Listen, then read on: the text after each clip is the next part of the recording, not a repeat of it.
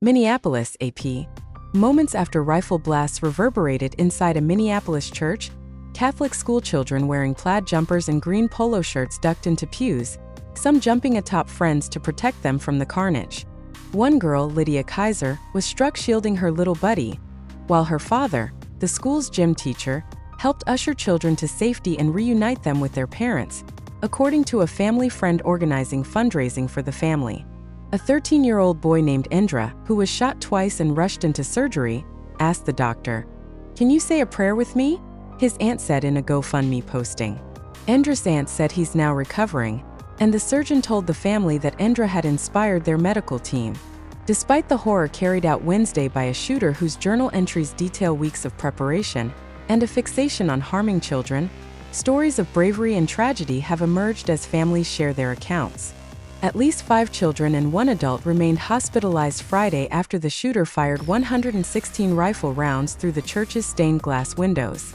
The attack left 2 students dead and 18 people wounded, nearly all of them children. The first few seconds felt like minutes. Doctors and first responders in Minneapolis this week called the students and teachers at Annunciation Catholic School heroes for protecting each other and following their active shooter training as the barrage of gunfire erupted during the first Mass of the school year. Matthew Stomes, who had just walked his 12-year-old daughter and 8-year-old son into the church that morning, was sitting in a back pew when he saw flashes of gunfire and children screaming and covering their ears. "We didn't know what was going on for those first few seconds that seemed like minutes," he said. "We could see the leaders in the church from the front starting to tell everyone to get down. But those leaders in the church here, our priest, our deacon, our principal, they were not ducking." His own children were unscathed, but 2 of their friends remained hospitalized. Stomes and other parents were among those who carried injured children out of the church as emergency responders arrived. Some of those who showed up to help didn't know their children were among the injured. A pediatric critical care nurse at Hennepin Healthcare arrived at work Wednesday morning to help treat shooting victims. It was then that she found out her 12-year-old daughter, Sophia Forchaz, was among the wounded, the family wrote on a GoFundMe page. The girl, whose younger brother also was at the school but not wounded, underwent emergency surgery and was in critical condition, a spokesperson for the hospital confirmed Thursday.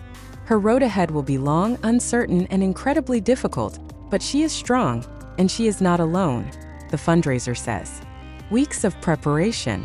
In the weeks before the attack, the shooter, identified as Robin Westman, 23, wrote in journals about running drills at a shooting range and borrowing money from family to buy guns.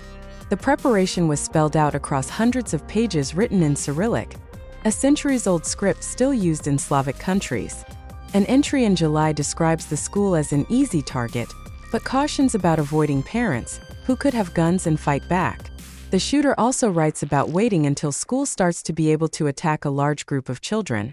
Although investigators have not found a clear motive for the attack, the shooter's connections to the school and church are clear. Westman, whose mother worked for the parish before retiring in 2021, once attended Annunciation Catholic School.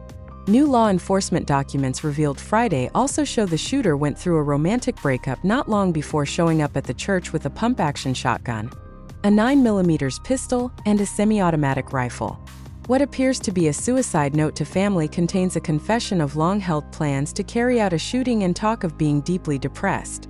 Federal officials referred to Westman as transgender, and Minneapolis Mayor Jacob Frey decried hatred being directed at our transgender community.